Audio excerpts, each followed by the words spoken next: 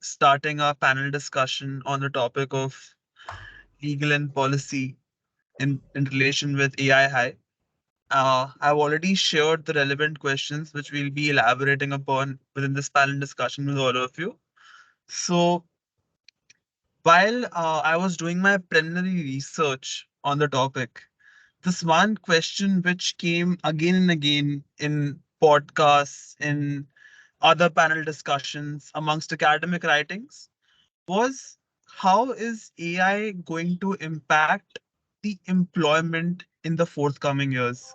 Is it really true that AI will lead to a K-shaped development in different countries where only people who have trained themselves in specific computer oriented skill sets will be the ones who will be getting employed, where the rest of the jobs will be getting automated? So, is that something that the general populace should be worried about, firstly? And if that fear rings true, what can state governments do to assuage this concern of their citizens?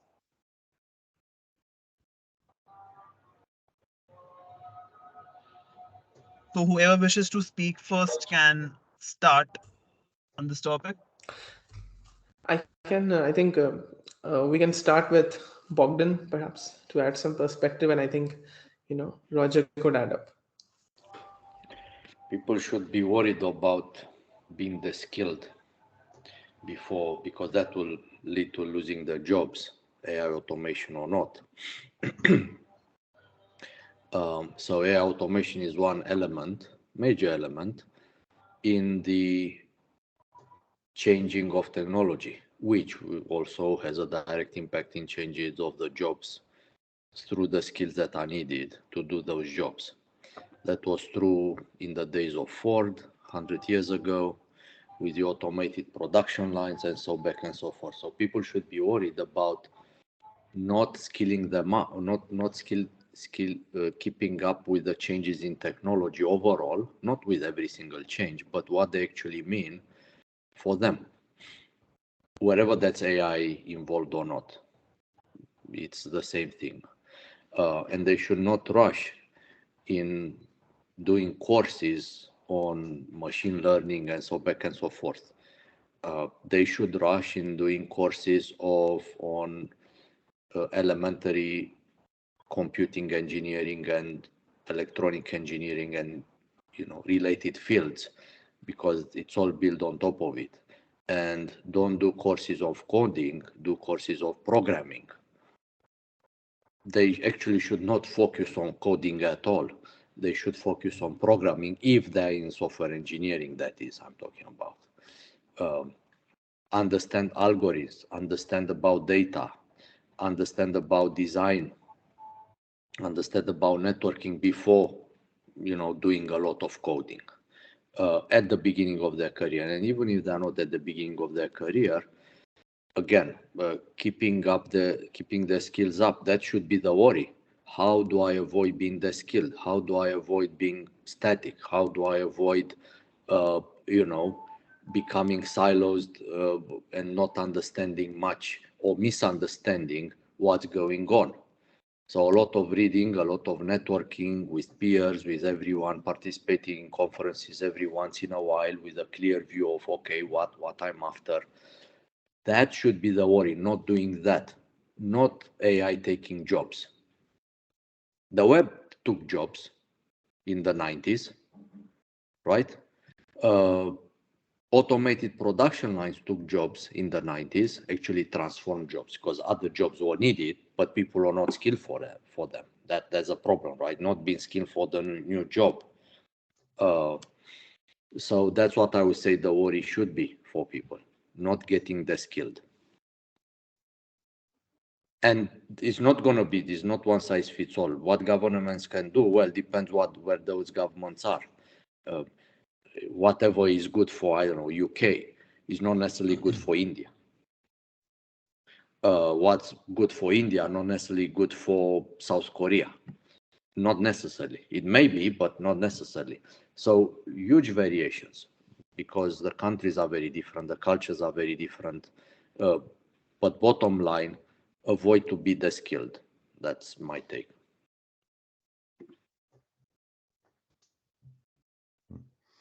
So maybe it's a good Thanks a lot for transition. your views, Bogdan. That was a really insightful take on AI and the impact it'll have on employment. Uh, Perhaps Roger can share his views on the topic now. Yeah, no, I mean, a lot of what you said resonates, and there's a particular word which I find extremely important is the one de-skilled. So just to kind of take a step back and one or two thoughts. I think the first thing I would say is that whether it's technology or whether it's the way social dynamics or economic systems work, they have a degree of unpredictability. So I think that most of the reports you find that evaluate that there'll be more jobs created or less jobs created or the number of jobs created, etc. Ultimately, there will be changes, no doubt. Some jobs will come, some jobs will go. But I think that most of these reports are produced by organizations which are selling these sort of artificial intelligence systems and have sometimes a vested interest in portraying an understanding of the market and showing that it's not necessarily destructive. So often these are systems integrators and other consultancies. And I personally don't believe that it's predictable enough for anybody to really have a clue as to the specific impact. Having said that, there's no doubt that there will be a major impact. And I think that AI has a particular feature in terms of decision making or behaving in a way that results in outcomes which are akin to decision making, where it actually sort of makes decisions and understands them. The output might be similar. So this is where I think the interaction with work goes beyond just simply automation and decision support or analytics, but the impact on actual decision making. And I think the thing here is that decision making is much broader than just automation, because once you go from automation to analytics and to decision support and then to actual decision making, the value chain of the scope of things which humans do for work is very broad. And so the potential scope of what AI can do potentially is very broad. So absolutely the world should be cognizant of how transformative it is and probably will continue to be. I think for me, the most important aspect is really, therefore, humans need to sort of evaluate where they are strong and where artificial intelligence systems might be strong. And one of the features I think that's lacking in the educational system, and I use education in the broader sense, it starts in the playground, it finishes at universities and continues and finishes in the boardrooms. And it's really the difference between what's complicated and what's complex. And complicated is predictable, it's linear, you can understand ex ante what the effects of something will be. You can rely on experts, there are known unknowns. There are answers to what's understood. And AI is good on that because, pattern recognition, and it's kind of how you do drug discovery and various other things where AI is particularly well suited. A lot of our world is complex. A lot of our challenges are complex, which are nonlinear, unpredictable, multiple drivers of change, constantly changing.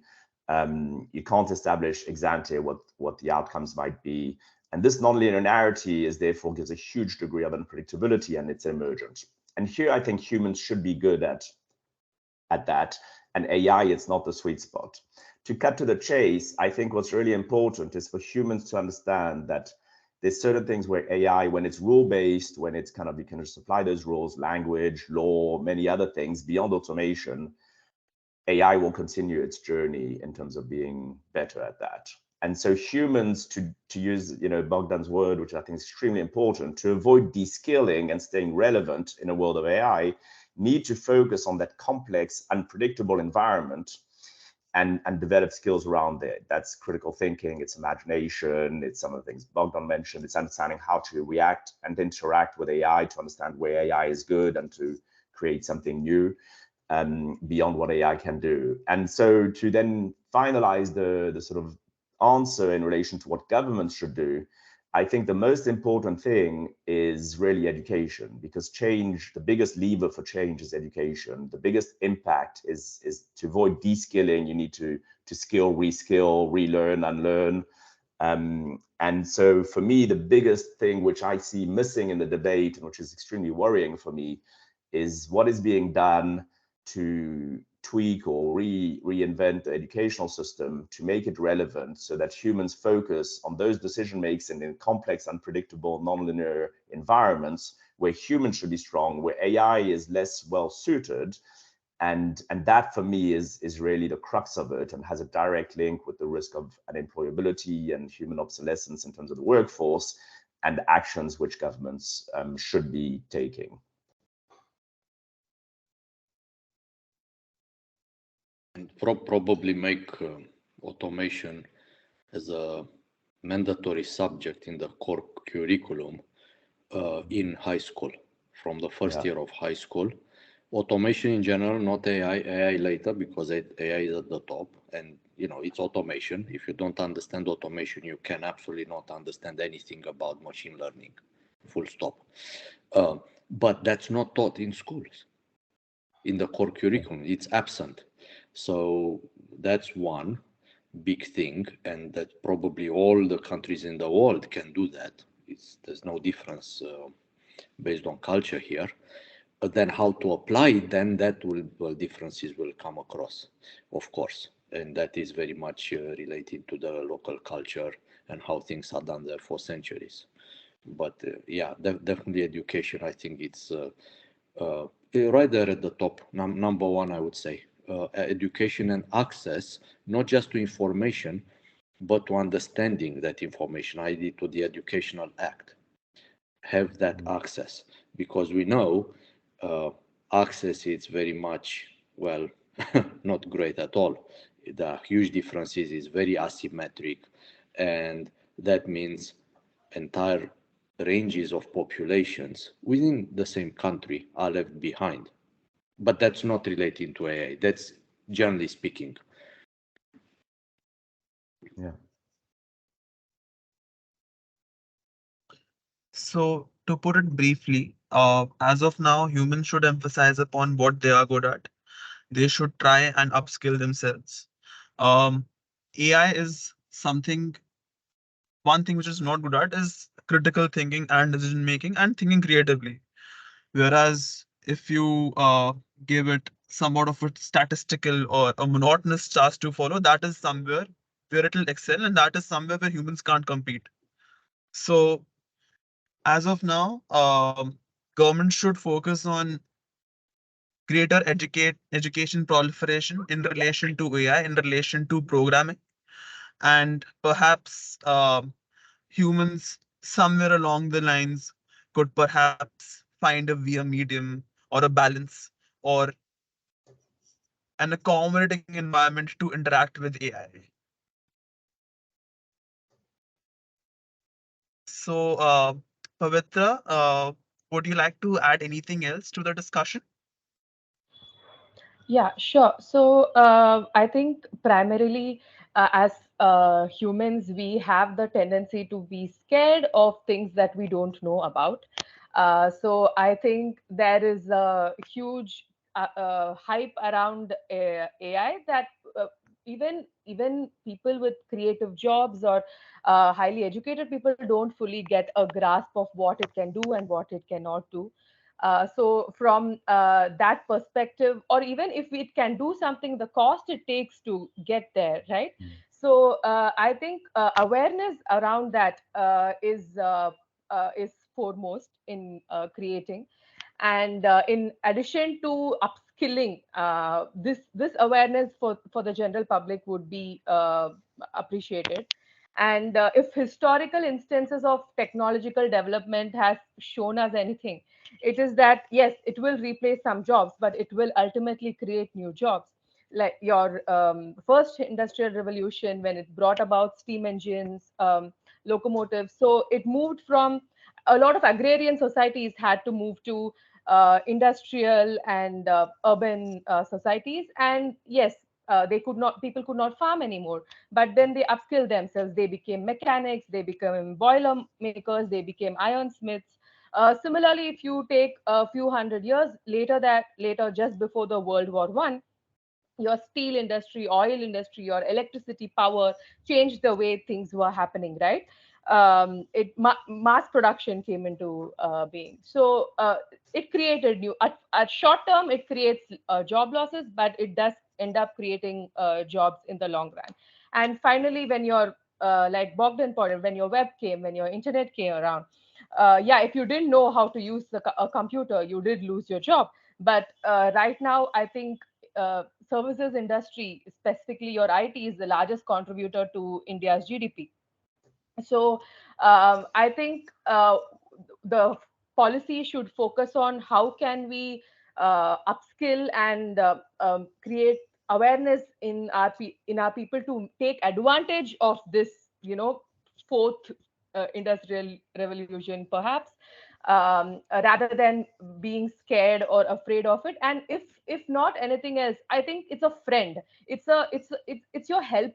It's your aid more than anything. Like you law I think everybody knows that at least in India, lawyers at law firms are overworked, and it can probably change their focus from clerical rote monotonous things to applying their time to more creative things. I'm not sure, because I'm from the legal background, I'm just giving you an example, that we do due diligence, right? So you look at a contract, you look at what are the risks involved in the contract, and then you have this element where you advise the client what you can do about it. The advising client part is where your advising client part is where the creativity comes in, but a machine can easily pull out the risks involved for you, right? So I think a difference in approach in seeing them as your companion rather than seeing it as something that's out to get you is what is required. And we have that no-cost lawyer, is it? Sort of speaking, where and that's what people should be wary about. Should be, you know, should be always ask themselves, how does it work? They have to understand something about how it works, not what it does. That's easy, right? That's obvious. I am reducing your workload by 90%. Okay, that's clear cut. How? Because most of the time is not done in the good way. Mhm. Zero cost lawyer is a prime example of that. Zero cost. A lawyer should never be replaced by a machine. Why? Because a lawyer makes decisions, life impacting decision. By the nature of the job, life impacting decisions should not involve machines. Yeah, machines should be involved in doing the legwork for the lawyer, yes, Exactly. but not involved in the decision process. Not at all. Zero. Like they should not be even in the picture. So zero cost lawyer, it's a prime example of how not to use them. So the lawyer use the machines, wherever that's machine learning, generative, whatever, it doesn't matter, to save the time and the effort on the very repetitive and very time consuming and very boring jobs, nonetheless very critical, nonetheless very, very important, so that, as Pravina says, concentrate on the creativity and talking to the clients all the time. The lawyers need to understand their clients very, very well, and the clients need to understand their lawyers. There's a lot of interactivity there. That's where the time and the focus should be. But for that workload has to be taken care of, maybe 80% or 90% of its volume by machines. There's no decision involved there. And so going back to the hypering, because that's part of our topic here, the hypering, that's what the hypering does damage. Thinking that, it just goes there on your web browser and you get to a chatbot lawyer and that will sort you out. No, it won't. It won't. Not in a million years. And so that's like that. It's very dangerous and wrong. Now you can get information about the legal process. Yes, you can get a lot of, elements that you should pay attention to, yes, but that's about it. So makes your search very easy, very low friction, but not really for getting legal advice at all. That should be a lawyer back down there that you're talking to.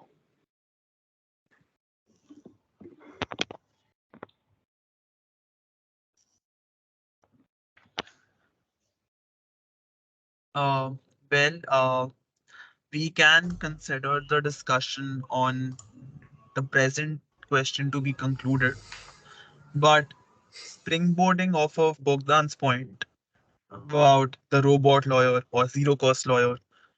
So, in my opinion, at least, argumentation or giving legal advice is something that does involve human creativity and discretion to a certain extent.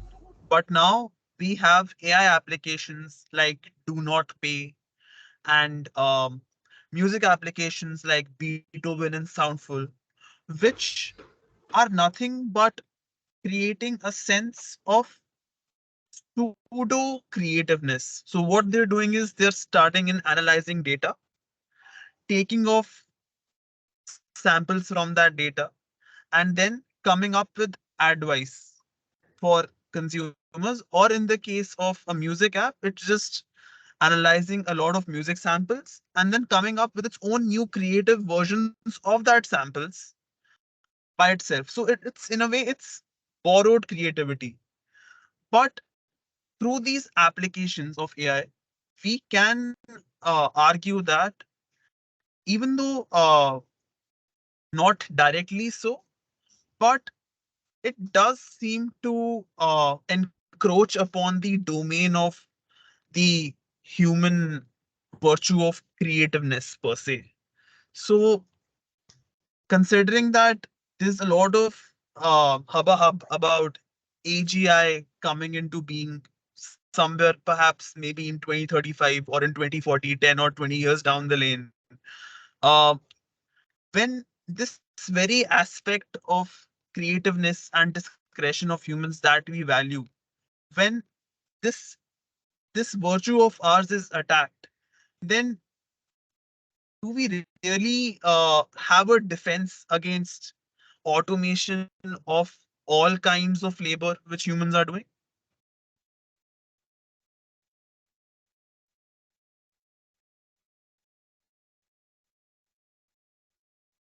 What was your final, sorry, what was your final question again? What was the So just to rephrase what I said, from all these applications, we can argue that like AI in a way is getting creative. And as of now, the only defense we have against automation of our jobs is the human virtue of creativeness and discretion and coming up with novelties which perhaps AI can't because it is using already like it is just using precedents of data. It's not coming up with something original. But now that we have these applications which are already encroaching upon that domain, are we really safe?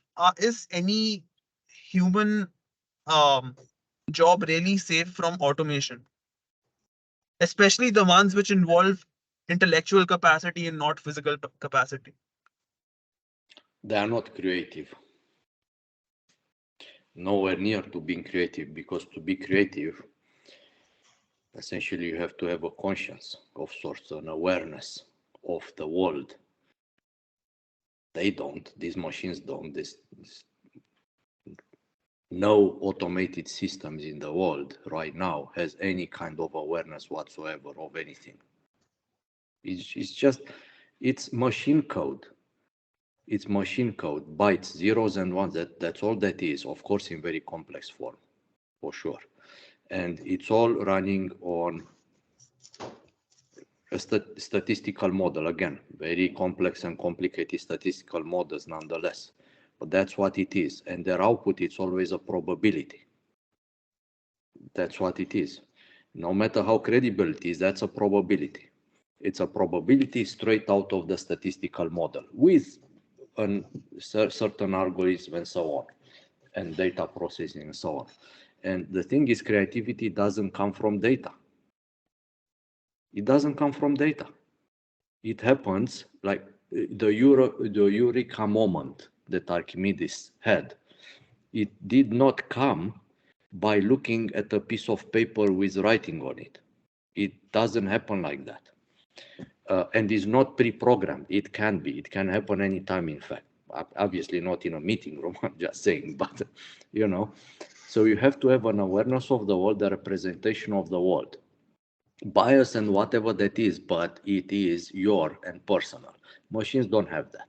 So we can't talk yet about creativity in mind. That's AGI. And AGI, it's not proven to be attainable or unproven for that matter, but nobody can say we're gonna attain AGI in 20 years, 30 years, 5,000 years, or ever. What everybody agrees is that it's gonna take a very long time if that is achievable. Very long time. Definitely more than 20 years. Who knows how many? If it is attainable, that's very debatable if it possible to be attainable. But I'm just gonna say from the technology viewpoint, because that's my area, is not going to be on silicon-based hardware. Forget about transistors as we know them and electrical circuit as we know it, and CPUs and GPUs, forget about that. It's not going to be that. It's going to be something else. Don't know what, but not silicon-based. Because a lot of information, I would say most important information is not in the data. That's not where it is. A small child, a toddler, never seen a cat before. Show him a cat. Say, this is a cat. Just once. The next time the toddler will see a cat, three days later, will recognize that cat. It could be a very different cat, a kitten, a much bigger cat, very different. It doesn't matter. Will recognize the cat flawlessly. Where is the data? There's no data involved. I mean, okay, you showed the child once. You could say, okay, but that's visual, that's data. But that's once. It was not taught. It was not trained on anything. So most important information is not in the data. So unless the system will deal with data, but also something else, they're not going to have a awareness of the world. That's what I'm saying. And that's not going to happen with silicon-based hardware. So right now, I think it's very premature to talk about creativity of machines. There's no creativity, and there won't be in the foreseeable future. It looks like creativity, but there's nothing like that.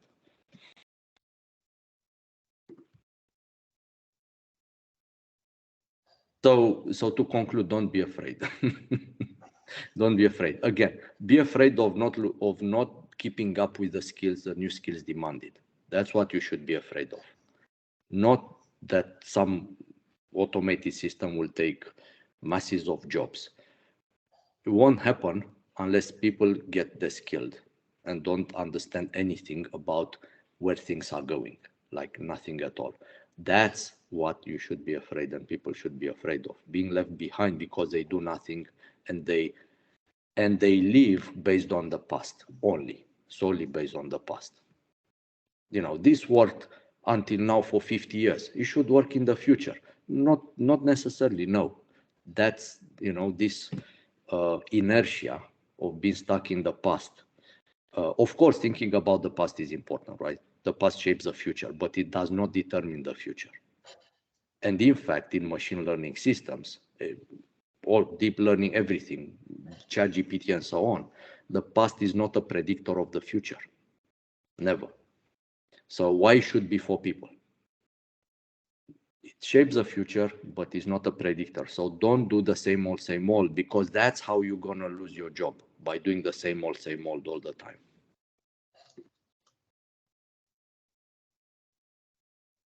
Thanks a lot, Bogdan, for your points. I can certainly say that your argument on machines not being creative would certainly bring a sigh of relief to everyone who will eventually watch this panel discussion. Uh, Roger, would you like to add anything else? I'm happy to. And Pavitra, any thoughts on this, or do you want me to dive in? Yeah, I'll go after you. Great. No, I think there's something important that's being kind of that we kind of worth unpacking. I think the first thing, and taking some of Bogdan's language, is around predictability and algorithm and probabilities. Effectively, when elements are predictable, they're probably more linear. They probably can establish cause and effect, etc. As we discussed earlier, what I call complicated. AI is doing a decent job there, or is more suited to that. And indeed, the thing about creativity is that it's meant to be discontinuous, and data is in the past. There's no data on the future. So theoretically, I agree with Bogdan's arguments that machines are basically focused on data, probabilities, things that are okay in a predictable linear environment, and basically reliant on the world being stable, linear, predictable, and controllable. Now, what I would say, though, is that humans and the educational system are not currently doing the best of jobs at being critical around the skills we're learning to manage well uncertainty, unpredictability, nonlinearity. Our educational system doesn't really focus much on the critical skills, the creativity that go with a nonlinear, complex, unpredictable, deeply uncertain world we live in. So the risk is, for me, is that if humans are not upgrading our capabilities of decision making and sense making in very deeply uncertain, complex environment and unpredictable, we will be delegating authority to machines because we're no longer that good at making sense of this complicated world, this noise, these contradictions, these tensions, this unpredictability. And if we're not developing the skills to operate in a good sense making and decision making way of these complex, nonlinear, unpredictable environments, as machines continue to move up the decision-making value chain and improve their capabilities, we'll be delegating authority to machines and, in relative terms, de-skilling. Now, whether machines actually understand what they're doing, whether they're creating something or not, ultimately it doesn't matter, because the outcomes are seemingly more and more like creativity and like decisions. And whether they are or not is almost secondary. And if we're seeing those outcomes of creativity, of innovation, come out of machines, and we ourselves are not upgrading ourselves to be really inventive and to be really articulate in understanding complexity and unpredictability, ultimately we're delegating things more and more to machines and unable ourselves to operate in them that well. So you see that, with some of the very tragic airline where there's been discrepancies on a technical matter, and the machines have been an investigation, and the machines have then evaluated that there was a particular situation, and the pilots basically followed what the machine was saying because they're not used to themselves being in an environment where they have to make sense of situations. There's a strong reliance on machines. And the problem is that if we're not more and more able of not relying on machines and managing and processing complex and unpredictable environments, by default, we'll be letting the machines do the creativity and that. And I think that's the crux of it, which comes back to education, which comes back to how we manage the world, which comes back to understanding where humans should be good and where machines are good, and making sure we don't de-skill by delegating authority unduly to machines. Yeah. Sorry, Sanat, can I go? Yeah, sure, Pavitra. Yeah. So, yeah, as Bogdan and Roger rightly said, so I think the shift is in thinking not what they can do, but how much do we want them to do also at some level. For instance, I think data from the past, creating predictions from the past are very important. It's important for policy making. It's important that we don't repeat the mistakes that we have done in the past. For instance, many countries grappled with the COVID-19 situation. So if we have to deal with another pandemic or an emergency, the data that we get, how many frontline workers were needed, how long did it take to administer vaccines, these are really good metrics for us to consider right now. But the delta, how can we make sure that we are better equipped the next time? I don't think that the machine can tell you that.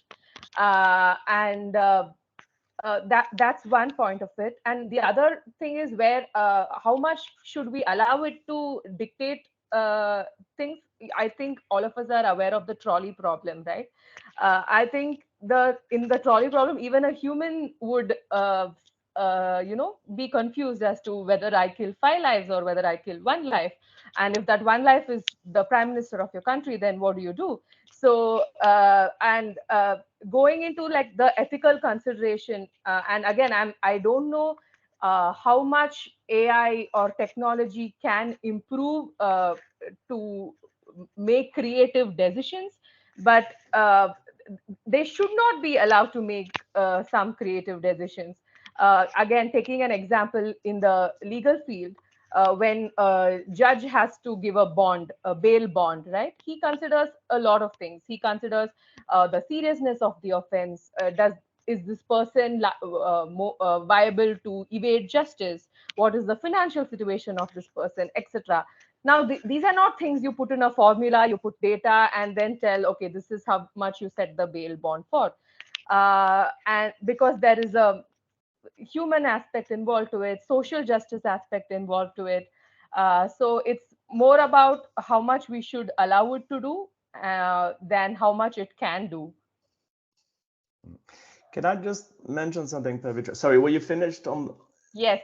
I thought that I recognized the body language seemed you were finished. So I didn't mean to. No, it's an interesting example, the COVID, and I think it boils down to making the distinction between what is a complicated environment that is linear, which can allow predictability. So I completely agree with you. As the pandemic arose and COVID, to understand how a pandemic like that evolves, the speed, what can be done, learning from mistakes is important. And because a lot of that relates to drug discovery and relates to things where you can have feedback loops and where there is some degree of linearity. That's why AI is quite good with drug discovery and that. However, if you then still stay on the pandemic and COVID, what is unpredictable and nonlinear is the fact that there may or may not be a pandemic. And so the issue for all the governments is that they looked at the previous history of pandemics and they thought there hasn't been a pandemic for 100 years that affected globally. It's been affecting pockets of countries which are deemed, not my perception, please, but deemed by the world to be less important in Africa or other, and that haven't spread worldwide. And therefore, the collective world has ignored the warnings and the possibilities and the understanding that the world is unpredictable. They behaved as if the world was predictable and linear, but it's not. And therefore, they made decisions to not work on preventing a pandemic. And they saved a few $1 billion to waste trillions and tens of millions of lives. And so that is unpredictable, and they should not be relying on just data or probabilities or risk or AI to establish where the next pandemic will be. You have to prepare for the possibility of the pandemic because it's non-linear, unpredictable, and asymmetric. If it happens, you have to prepare for it irrespective. And then indeed, if and when it happens, then it has certain patterns which are more predictable and linear and understandable, where AI can be extraordinarily helpful. And again, it comes back to understanding where AI is more relevant in predictive, complicated environments versus unpredictable, complex, nonlinear environments where humans need to sort of adjust and sort of say, well, wait a minute, this is not just a risk-based, probabilized approach, it's asymmetrical, and the danger, if there is a pandemic, is huge. And I don't care that the computers are telling me it's a 1% risk or 0.1% risk because it hasn't happened since the Spanish flu 100 years ago. Anyway, just the thought of the sort of.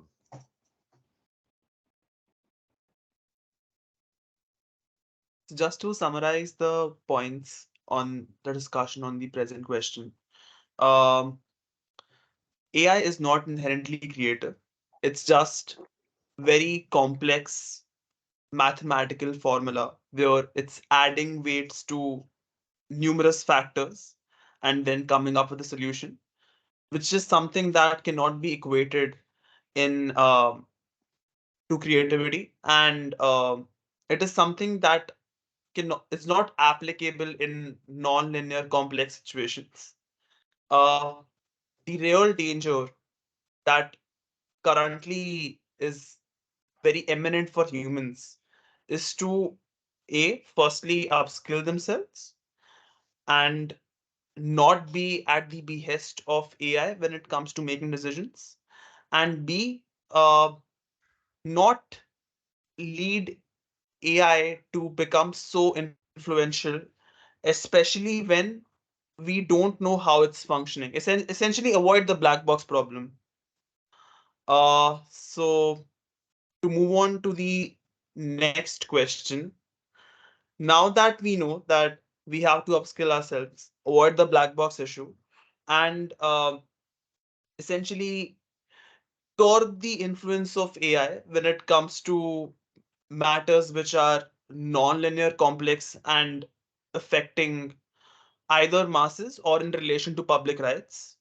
Uh, what is the regulatory approach that state authorities should adopt? We know that US has come up with the AI Bill of Rights. EU has come up with the AI Act.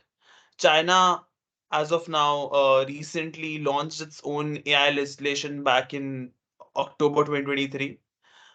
Is there any singular approach, or in fact broader guideposts which state authorities should adhere to when regulating AI?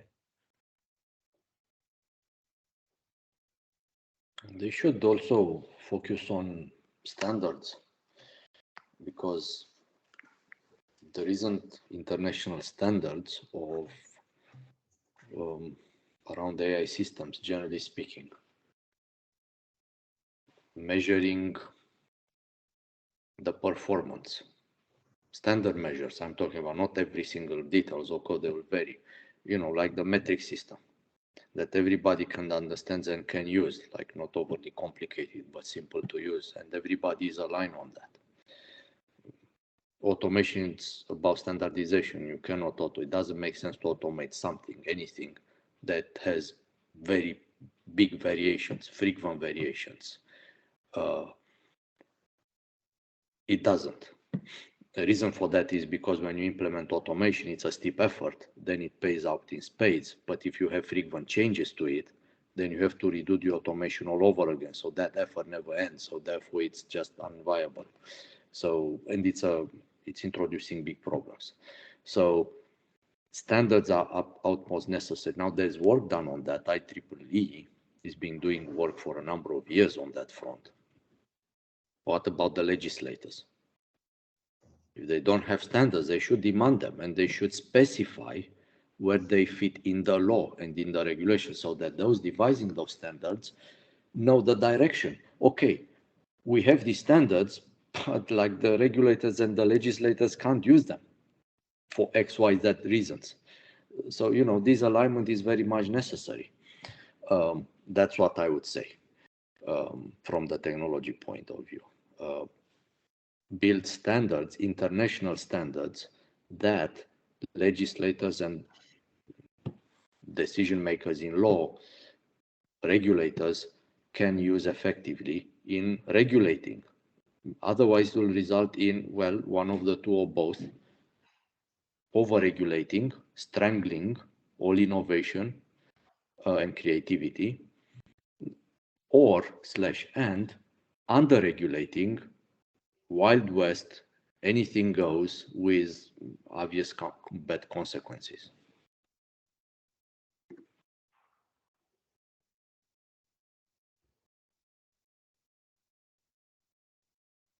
Pavitra, I get the sense that you're kind of working in a lot of forums and also yourself a lawyer. I'm happy to go, but I'd love also to hear your views on that. But we can go either way. You decide. Yeah, sure. We'll switch it up this time.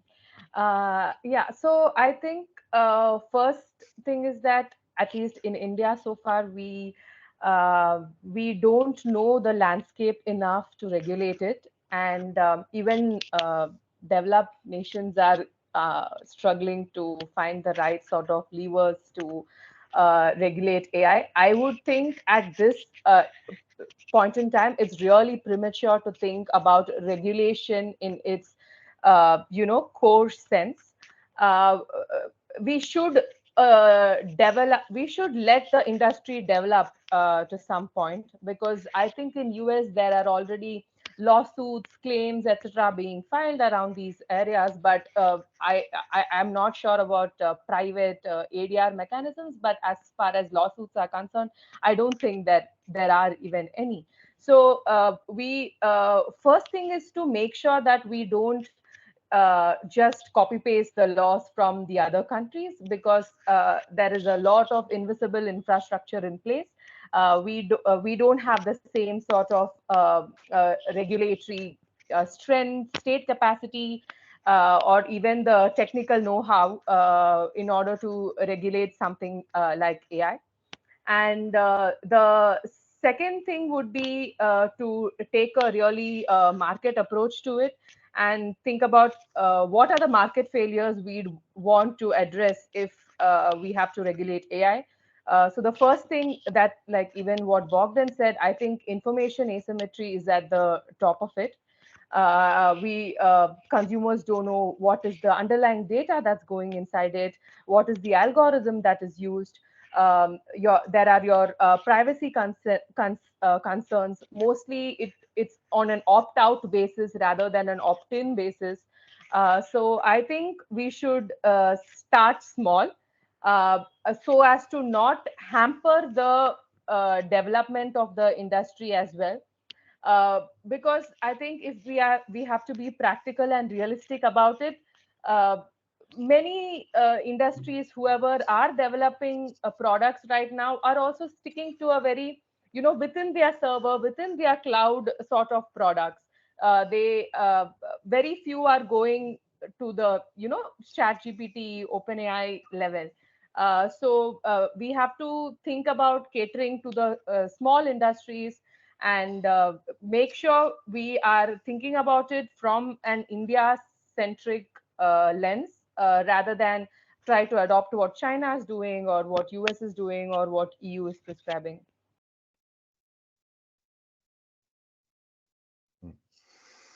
A lot of important points there, and food for thought. I think I'll just kind of try and think about what's already been said and trying to not be duplicative. But so I think there are a few different ways I want to kind of answer that question. I think the first one is just a little bit like drawing a metaphor with the pandemic, is that you can't have a pocket where you protect and have one protection and travel limitation or whatever, hoping that it's going to stop a global pandemic. So the question number one for me is, if Europe adopts a particular policy, well, people will just develop probably elsewhere. And is that effective?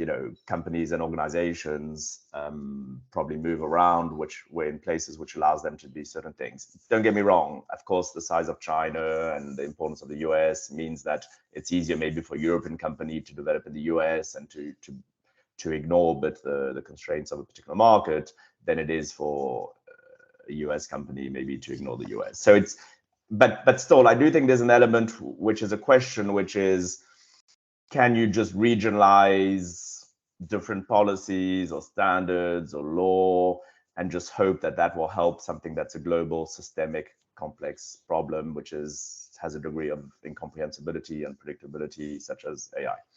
The second element, I guess, is the important points which Pavitra made around, what is too early, too late, do you understand enough, etc. And I think all of these, of course, are very essential points. The way I try to look at it in our own work, and also thinking as a foresight practitioner or futurist, is the sort of anticipatory monitoring and then mitigation. I think on the anticipatory side, we try and distinguish things which are unanticipated versus unexpected. So technology and AI, of course, within that, has some degrees of incomprehensibility and unpredictability just as a feature. So there'll always be unexpected consequences of things. whether you legislate too early, too late, not at all, a lot, etc. And therefore, I think there's a distinction between things that you could anticipate, and you want to think about those, and not unanticipated. You want to reduce the number of unanticipated issues. There's copyright, there's privacy, there's certain things which probably can be anticipated and thought about, extensions of existing legislation to apply to the digital world and machine learning potentially. And then there's the unexpected, which maybe you need to think about. Then whether you legislate or not, there's the monitoring of it. It will evolve in ways that aren't expected. Whether you're too early, too late, no one knows. Ultimately, it will always be too early or too late for some people and some things. The question, though, with AI is that it's irreversible potentially. It's like climate. So if at some point it reaches certain milestones, if you hypothetically reach singularity or certain capabilities, you could consider these to be irreversible.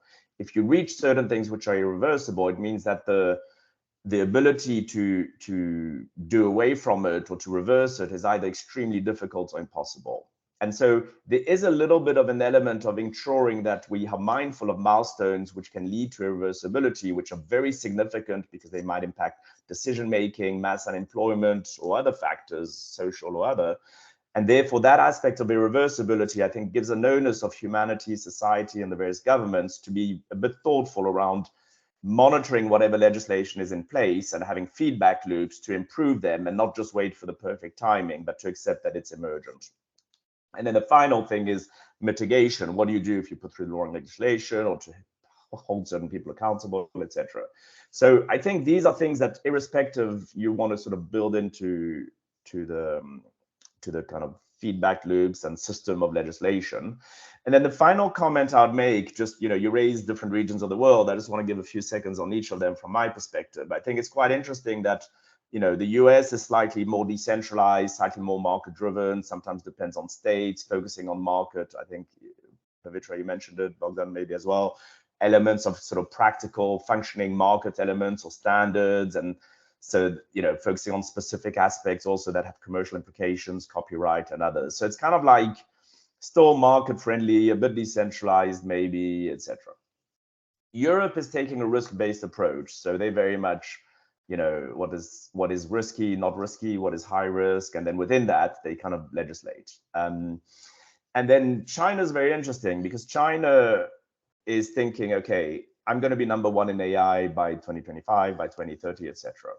I don't have a difference in terms of benefiting from AI, in terms of it being dual in the sense of benefiting from military discoveries as well as commercial. I have the biggest market and data sets in the world because I have 1.5 billion or whatever number of people. And therefore, and I'm going to be number one. They think long term, they think holistically, not saying it's right, not saying it's good. I'm just saying they're thinking very long term, very holistically. They're thinking as a system, and they're thinking very strategically around what it means to be number one in AI and what's good AI, bad AI, etc. I'm not saying they're making the right choices. I'm just saying they're thinking about it. And the last point I'd make is that I perceive China as thinking holistically, including education. What does it mean for education? What does it mean for humans to stay relevant? What does it mean for how we should or shouldn't use social media, etc.? And they're thinking holistically, including for education. And I'm not saying their choices are right. I'm not in a position to opine, but the thinking long-term, systemically, implications on humanity, on education, on work, probably is better than not thinking about these things because everybody's just worried about the hot buttons and the next elections and the short-term cycles, etc. So just throwing that to the universe in case it helps us think about this very complex topic. Right. So Yeah. So yeah, I just wanted to come in. Thanks, Roger. That was really useful. I agree with it. I think there are different elements that other countries are doing that we could definitely learn from. China, in fact, instead of looking at them as, okay, political system is different, so it might not apply to India, but no, there are parts of their regulation which are actually really useful. Like they came up with a technical term for deep fakes, right? They use deep synthesis and they try to regulate the algorithm instead of the final product itself. So these are elements we could definitely pick off for us. And I think the second thing that we should also be thinking about is uh, like how much the existing laws itself can make room for this new, like we Yeah. have our copyright laws, we have our privacy laws. We don't have to essentially think about AI law as something separate, but how do you bring it into the current system, so it duplication of regulators, state resources, everything can be saved. uh, uh, and most importantly, I think what we should also think about in terms of AI regulation is how do you increase the state capacity to understand this, the know-how of it. Um, Legislators or bureaucrats who have to work on it. How do we increase their knowledge and Yeah. training in this aspect? I think that's really important. It's such an important point. I'm so glad you raised it, because there is really that, in terms of also, who has an understanding of it, who understands. I mean, and yeah, we could go on for hours, but that is just such an important point. And it's also linked to education. How do you educate the legislators to be able to, for those who are in good faith? In the US, there's a lot of problem with lobbying. They call it lobbying. It's probably corruption, but they call it lobbying. But for those legislators who are in good faith seeking to put legislations that are the right kind of approach, are they able to? Do they have a? Well, it goes both ways. Engineers and those that make decision in technology, um, they should understand about the law well, not as a regular Sure. citizen only, but really understand the law, and especially the new field of tech law that is Yeah. emerging pretty fast. Because otherwise, how you develop and build and have the vision if it's unlawful? Yeah. You think it's lawful, but that's because you don't understand the law, really understand the law, just enough understand the law without being an expert. And but understanding the law is not just like reading. I take a book of criminal code and I read it and I understand the law.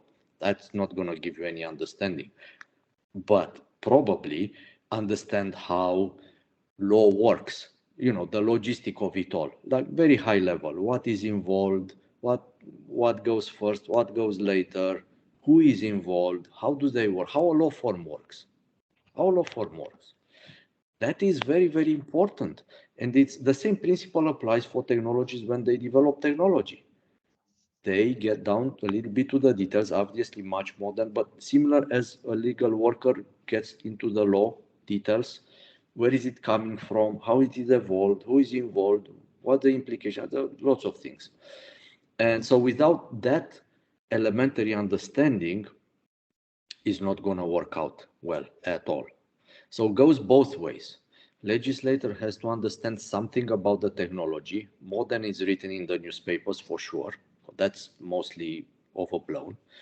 Uh, and technologists have to understand about the law again and how it works. Uh, Otherwise, you guess what will happen, right? Not good. Yeah. Yeah, so that's true. My emphasis on state was because of the fact that they yield enormous power, right? Like they can tell you they have state coercion works. So they make a law, they say you abide by it, you have to abide by it. So you will find lawyers, you will find compliance officers, consultants to make sure you adhere to it, but firms really have to adhere to it. They don't really have a choice. And I think there's also a sort of soft compliance that will come in because of other countries, US, China, making their own, when we want investments into our organizations, like how ESG compliances are mandated just because you get VC funding from outside India. So I think it will develop, the regulation will develop organically in that sense as well. Hmm. Good point. So, just to conclude on the discussion of the present question, and for that matter, the last question of the panel discussion, because I'm scared that we're out of time. Um,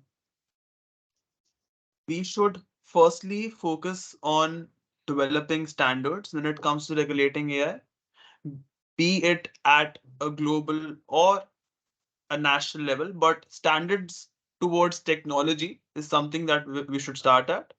Then we should focus on a holistic approach towards regulation also. The legislators should know about the tech side of AI, and the programmers and the engineers should know about the legal aspects that this technology might impact. Uh, Thirdly, instead of as Pavitra said, copy pasting a legislation from a different jurisdiction, the state has to keep in mind whatever resources it natively has, the state capacity, the technical know how, and then perhaps come up with a novel legislation for AI. And fourthly, we should think about how the present legislation is applicable to AI instead of enacting something which is completely focused towards it, because A, that would require a lot more resources. B, at this point of time, a lot of the states are not sure about whether they have the capacity for handling such a standalone legislation or not. So, guys, I must say that it's been a very fruitful discussion, and I'm pretty sure that the notions which people had about AI hype, they certainly have been dispelled. And the thought of upskilling, the thought of keeping in touch with technology, and the most important thought of not being scared from it are some of the most important points which they'll take away from this discussion. Thanks a lot, everyone. It's been really nice time. Thank you, everyone. Thank Good. you. It was Thank great. you. Thank you, everyone. Take care. Take care.